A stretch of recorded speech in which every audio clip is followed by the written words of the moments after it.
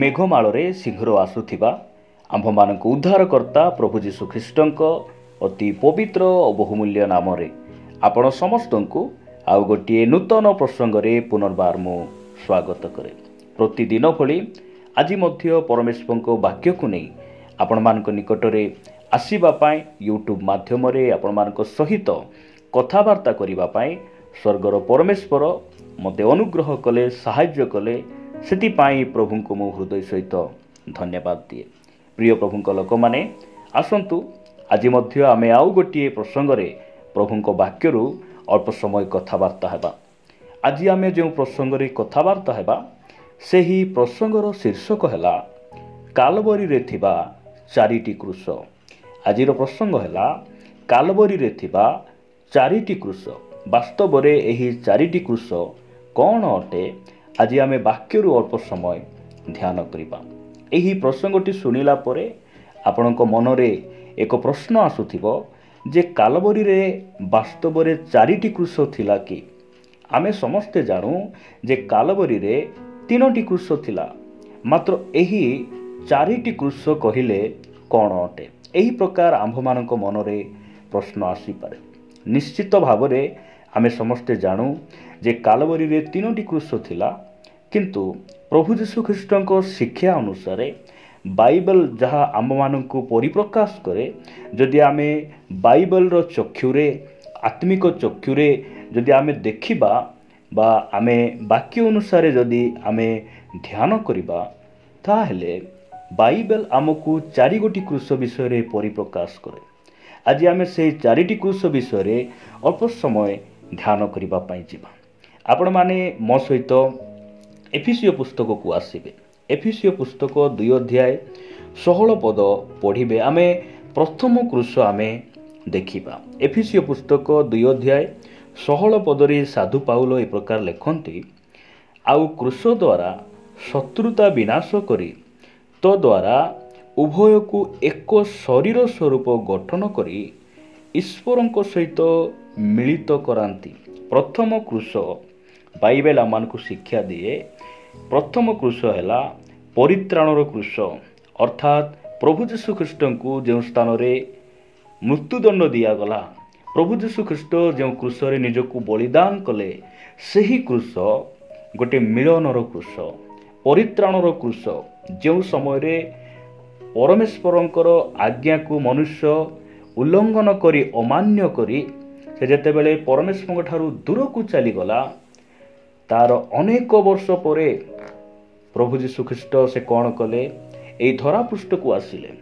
ଆଉ ସେହି ପରିତ୍ରାଣର କ୍ରୁଶରେ, ଅର୍ଥାତ୍ ସେ ଯେଉଁ କ୍ରୁଶରେ ମୃତ୍ୟୁଭୋଗ କରିବା ଦ୍ୱାରା ସେ କ'ଣ କଲେ? ଈଶ୍ୱର ଆଉ ମନୁଷ୍ୟ ମଧ୍ୟରେ ଯେଉଁ ଶତ୍ରୁତା ଥିଲା, ସେହି ଶତ୍ରୁତାକୁ ସେ ବିନାଶ କଲେ। ଆଉ ଆମକୁ ସେ କ'ଣ କଲେ? ପରିତ୍ରାଣ ଦେଲେ। ଏହି କଥାକୁ ଆମେ ମନେ ରଖୁ। ପ୍ରଥମ କ୍ରୁଶ ହେଲା ପରିତ୍ରାଣର କ୍ରୁଶ। ଯଦି ଖ୍ରୀଷ୍ଟିଆନ ମାନଙ୍କ ଜୀବନରେ କ୍ରୁଶ ନଥାନ୍ତା, ସେହି କ୍ରୁଶରେ ପ୍ରଭୁ ଯୀଶୁଖ୍ରୀଷ୍ଟ ନିଜେ ବଳି ହେଇନଥାନ୍ତେ, ସେ ମୃତ୍ୟୁବରଣ କରିନଥାନ୍ତେ, ତାହେଲେ ଆମେ ପରିତ୍ରାଣ ପାଇପାରିନଥାନ୍ତୁ, ପରିତ୍ରାଣକୁ ଆମେ ଦେଖିପାରିନଥାନ୍ତୁ। ଯଦି ଆପଣ ପଢ଼ିବେ ସେହି ଏଫେସୀୟ ପୁସ୍ତକ 1 ଅଧ୍ୟାୟ 7 ପଦରେ ଲେଖାଯାଏ, ତାହାଙ୍କ ଅନୁଗ୍ରହ ରୂପ ନିଧି ଅନୁସାରେ ଆମ୍ଭେମାନେ ସେହି ପ୍ରିୟତମଙ୍କ ଠାରେ ତାହାଙ୍କ ରକ୍ତ ଦ୍ୱାରା ମୁକ୍ତି, ଅର୍ଥାତ୍ ଅପରାଧ ସବୁରୁ କ୍ଷମା ପ୍ରାପ୍ତ ହୋଇଅଛୁ। ପ୍ରଭୁଙ୍କ ନାମର ସ୍ତୁତି ହେଉ। ଏହି ସ୍ଥାନରେ ଆମେ କେମିତି କ୍ଷମା ପାଇଛୁ, କେମିତି ଆମେ ପରିତ୍ରାଣ ପାଇଛୁ? କ୍ରୁଶରେ ତାହାଙ୍କ ମୃତ୍ୟୁ ଦ୍ୱାରା, ତାହାଙ୍କ ରକ୍ତ ଦ୍ୱାରା, ତାହାଙ୍କର ପବିତ୍ର ରକ୍ତ ଆମକୁ କ'ଣ କରିଛି? ଶୁଦ୍ଧ କରିଛି, ଆମକୁ ପରିଷ୍କାର କରିଛି, ଅତୀତ କାଳର ସବୁ ପାପ ପରିଷ୍କାର କରିଛି। ସେଥିପାଇଁ ପ୍ରଥମ କ୍ରୁଶ ହେଲା ପରିତ୍ରାଣର କ୍ରୁଶ।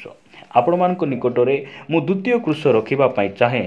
ଆପଣମାନେ ମୋ ସହିତ ଲୁକ ଲିଖିତ ସୁସମାଚାର ତାର 23 ଅଧ୍ୟାୟକୁ ଆସିବେ। 23 ଅଧ୍ୟାୟ 39-43 ପଦ ପର୍ଯ୍ୟନ୍ତ ମୁଁ ପଢ଼ିବା ପାଇଁ ଚାହେଁ। ଏହି ସ୍ଥାନରେ ଏ ପ୍ରକାର ଲେଖାଯାଏ, 23 ଅଧ୍ୟାୟ 39-43 ପଦ ପର୍ଯ୍ୟନ୍ତ ଯଦି ଆମେ ପଢ଼ୁ, ସେହି ସ୍ଥାନରେ ଆଉ କ୍ରୁଶରେ ଚଢ଼ା ଯାଇଥିବା ଦୁଷ୍କର୍ମକାରୀ ମାନଙ୍କ ମଧ୍ୟରୁ ଜଣେ ତାହାଙ୍କୁ ନିନ୍ଦା କରି କହିବାକୁ ଲାଗିଲା, ତୁ କ'ଣ ଖ୍ରୀଷ୍ଟ ନହୁଁ? ନିଜକୁ ଓ ଆମ୍ଭମାନଙ୍କୁ ରକ୍ଷା କର। 40 ପଦ। କିନ୍ତୁ ଅନ୍ୟ ଜଣକ ତାହାକୁ ଧମକ ଦେଇ ଉତ୍ତର ଦେଲା, ତୁ ସମାନ ଦଣ୍ଡ ତ ପାଉଛୁ, ତୁ ଈଶ୍ୱରଙ୍କୁ କ'ଣ ଭୟ ମଧ୍ୟ କରୁନାହୁଁ? 41 ପଦ। ଆଉ ଆମ୍ଭେମାନେ ସିନା ନ୍ୟାୟ ଭାବରେ ଦଣ୍ଡ ଭୋଗୁଅଛୁ, କାରଣ ଆମ୍ଭେମାନେ ନିଜ ନିଜ କର୍ମର ସମୁଚିତ ଫଳ ପାଉଅଛୁ, କିନ୍ତୁ ଏହି ବ୍ୟକ୍ତି କୌଣସି ଦୋଷ କରି ନାହାନ୍ତି। 42 ପଦ। ପୁଣି ସେ କହିଲା, ହେ ଯୀଶୁ, ଆପଣ ନିଜ ରାଜ୍ୟରେ ପ୍ରବେଶ କଲେ ମୋତେ ସ୍ମରଣ କରିବେ। 43 ପଦ। ସେଥିରେ ସେ ତାହାକୁ କହିଲେ, ମୁଁ ତୁମକୁ ସତ୍ୟ କହୁଅଛି, ଆଜି ତୁମ୍ଭେ ମୋହର ସହିତ ପାରାଦୀସରେ ଉପସ୍ଥିତ ହେବ। ପ୍ରିୟମାନେ, ଦ୍ୱିତୀୟ କୃଷ ହେଲା ଅନୁତାପର କୃଷ। ଆମେ ବାକ୍ୟରେ ଦେଖୁ, ଆମେ ବାକ୍ୟରୁ ଆମେ ପଢ଼ୁ, ଶିଖୁ। ଏ ଦ୍ୱିତୀୟ କୃଷ ହେଲା ଅନୁତାପର କୃଷ। ଆମେ ଜାଣିଛୁ ପ୍ରଭୁ ଯୀଶୁ ଖ୍ରୀଷ୍ଟଙ୍କୁ ଯେତେବେଳେ କୃଷରେ ଚଢ଼େଇଲେ, ଦୁଇ ପାର୍ଶ୍ୱରେ ଦୁଇଟି ଚୋରଙ୍କୁ ମଧ୍ୟ କୃଷରେ ଟଙ୍ଗା ଯାଇଥିଲା। ଜଣେ କ'ଣ କରୁଛି? ଯୀଶୁଙ୍କୁ ନିନ୍ଦା କରୁଛି, କିନ୍ତୁ ଆଉ ଜଣେ ଅନୁତାପ କରୁଛି। ଅନୁତାପ କରୁଛି, ସେ ପ୍ରଭୁଙ୍କ ନିକଟକୁ ଫେରି ଆସୁଛି। କିଏ ଅନୁତାପ କରୁଛି? ଯେଉଁ ବ୍ୟକ୍ତି ଆପଣାର ଜୀବନ ସାରା ସେ କ'ଣ କରିଛି? ପାପରେ ମନ୍ଦରେ ଜୀବନ ବିତାଇ ଜୀବନର ଶେଷ ସମୟରେ ସେ କ'ଣ କରୁଛି? ଅନୁତାପ କରୁଛି। ଅନୁତାପ କରୁଛି, ଆଉ ସେହିଦିନ ସେ ରକ୍ଷା ପାଉଛି। ଗୋଟିଏ କୃଷ, ଯାହା ଆମେ ଦ୍ୱିତୀୟ କୃଷ ବିଷୟରେ କଥାବାର୍ତ୍ତା ହେଉଛୁ, ସେହି କୃଷ ଅନୁତାପର କୃଷ, ରକ୍ଷା କରିବାର କୃଷ। ପ୍ରଭୁଙ୍କ ନାମର ସ୍ତୁତି ହେଉ। ପରମେଶ୍ୱର ଚାହାନ୍ତି ଆମେ କେବଳ କୃଷକୁ ଲକେଟ୍ ବନାଇ ହାତରେ ପିନ୍ଧି ବୁଲିବା ନାହିଁ, ଗଳାରେ ପିନ୍ଧି ବୁଲିବା ନାହିଁ। ଆମେ କୃଷକୁ ଦେହରେ ଟାଟୁ କରିବା ନାହିଁ, ଆମେ କ'ଣ କରିବା? ଅନୁତାପ କରିବା। ଆଜି ଖ୍ରୀଷ୍ଟିଆନ ଜୀବନରେ ଅନୁତାପ କେଉଁଠି ରହିଛି? ଆଜି ଅନେକ ଭାଇ ଭଉଣୀମାନେ ସେମାନେ ପ୍ରଭୁଙ୍କ ନିକଟରେ ଅନୁତାପ କରିପାରୁନାହାନ୍ତି, ଫେରି ଆସିପାରୁନାହାନ୍ତି। ପ୍ରଭୁ ଆମମାନଙ୍କୁ କହନ୍ତି, ସେ ଆମମାନଙ୍କୁ ଉତ୍ସାହିତ କରନ୍ତି, ସେ ଇଚ୍ଛା କରନ୍ତି ଆମେ କ'ଣ କରିବା? ଅନୁତାପ କରିବା। ଅନୁତାପ କରିବା। ଯଦି ଆମ ଜୀବନରେ କୌଣସି ପାପ ଅଛି, ମନ୍ଦ ଅଛି, ଆଜି ବି ପ୍ରଭୁଙ୍କୁ ଦୁଃଖ ଦେଲା ଭଳି କୌଣସି ସ୍ୱଭାବ ଆମଠାରେ ଅଛି, ଆମେ ଅନୁତାପ କରିବା ଆବଶ୍ୟକ ରହିଛି। ସେହିଦିନ ସେହି ଚୋର କୃଷରେ ରହି ଅନୁତାପ କଲା। ଆଉ ଯୀଶୁ କହିଲେ ଯେ ଆଜି ତୁମେ ମୋ ସହିତ ପାରାଦୀସରେ ଉପସ୍ଥିତ ହେବ।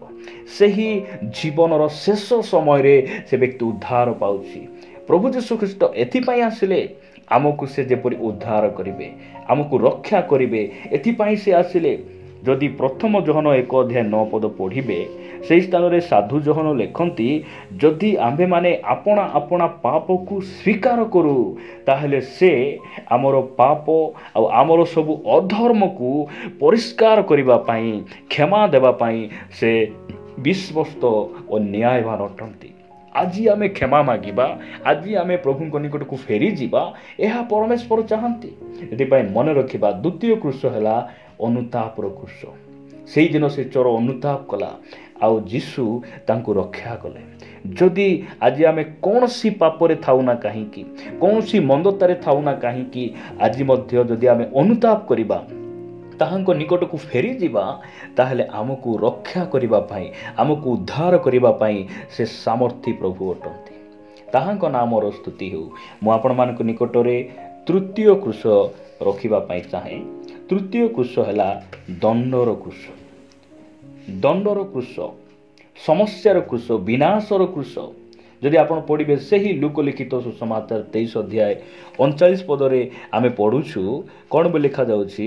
ଆଉ କୃଷରେ ଚଢ଼ା ଯାଇଥିବା ଦୁଷ୍କର୍ମକାରୀମାନଙ୍କ ମଧ୍ୟରୁ ଜଣେ ତାହାଙ୍କୁ ନିନ୍ଦା କରି କହିବାକୁ ଲାଗିଲା, ତୁ କ'ଣ ଖ୍ରୀଷ୍ଟ ନହୁଁ?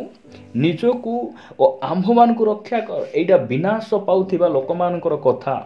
ସାଧୁ ପାଉଲ ସେଥିପାଇଁ କରନ୍ତୀୟ ମଣ୍ଡଳୀକୁ ସେ ଲେଖିଲେ ଯେ ବିନାଶ ପ୍ରାପ୍ତ ଲୋକମାନଙ୍କ ନିମନ୍ତେ କୃଷର କଥା ମୂର୍ଖ ଅଟେ। କୃଷରେ ଯେଉଁ ବ୍ୟକ୍ତି ଝୁଲୁଥିଲେ, କୃଷରେ ଯେଉଁ ବ୍ୟକ୍ତି ନିଜ ରକ୍ତକୁ ଝରାଉଥିଲେ, ସେହି କଥାକୁ ଅନେକ ଲୋକ ସେହି ସମୟରେ ମଧ୍ୟ ବୁଝିଲେ ନାହିଁ, ଆଉ ଆଜି ପର୍ଯ୍ୟନ୍ତ ମଧ୍ୟ ଅନେକ ଲୋକ ବୁଝି ନାହାନ୍ତି। କାହିଁକି?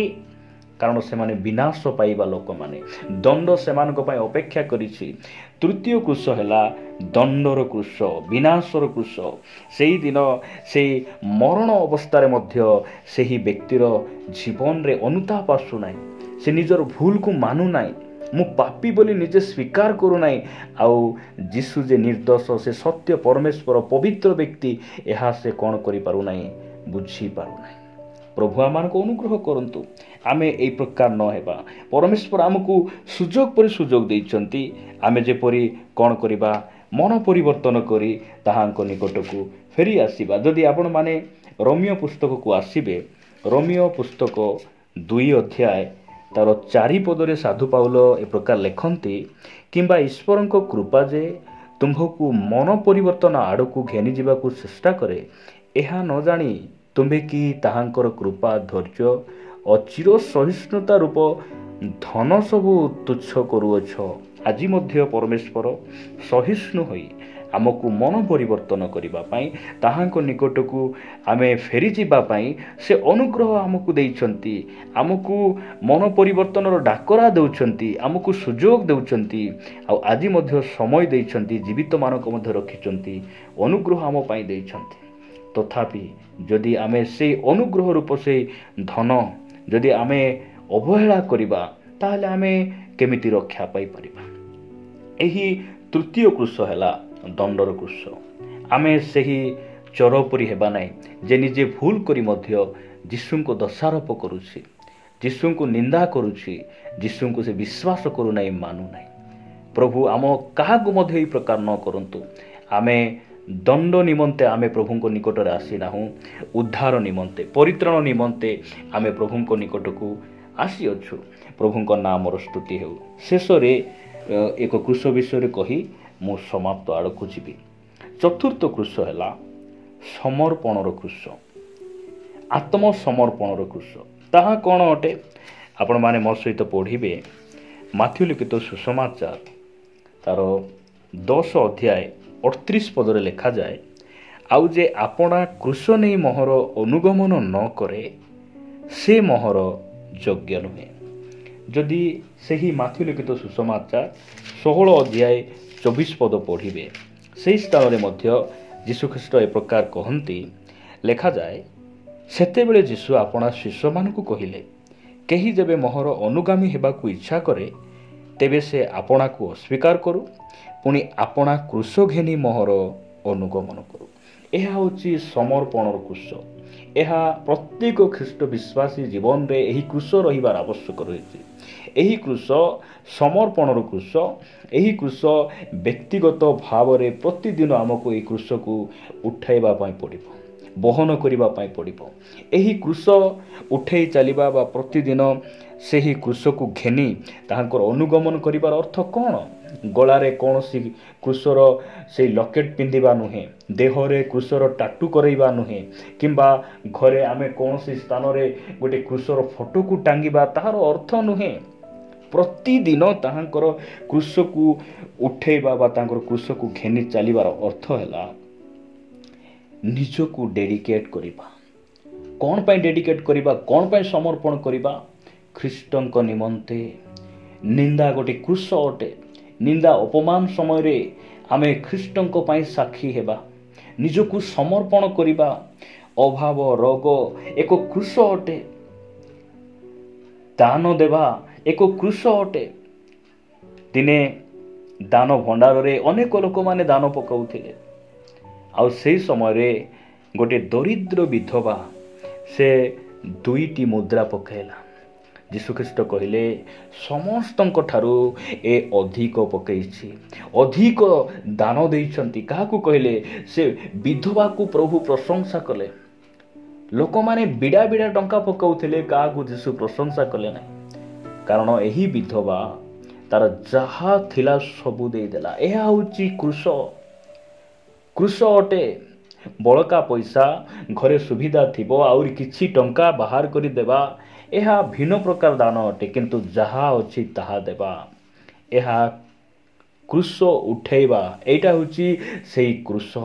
ରୋଗ ଗୋଟିଏ କୃଷ ଅଟେ, ଅଭାବ ଗୋଟିଏ କୃଷ ଅଟେ। ଆଉ ଏହିପରି ପରିସ୍ଥିତିରେ ଆମେ କ'ଣ କରିବାର ଅଛି? କୃଷକୁ ଘେନି ଆମେ ତାହାଙ୍କର ଅନୁଗମନ କରିବା।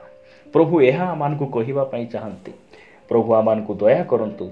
ଏହି ଗୁଡ୍ ଫ୍ରାଇଡେ ଅବସରରେ ଆମେ ବସବାସ କରୁଛୁ, ଦୁଃଖ ଭୋଗ ସମୟରେ ଆମେ ବସବାସ କରୁଛୁ, ଆମେ ତାହାଙ୍କର କୃଷକୁ ବୁଝିବା।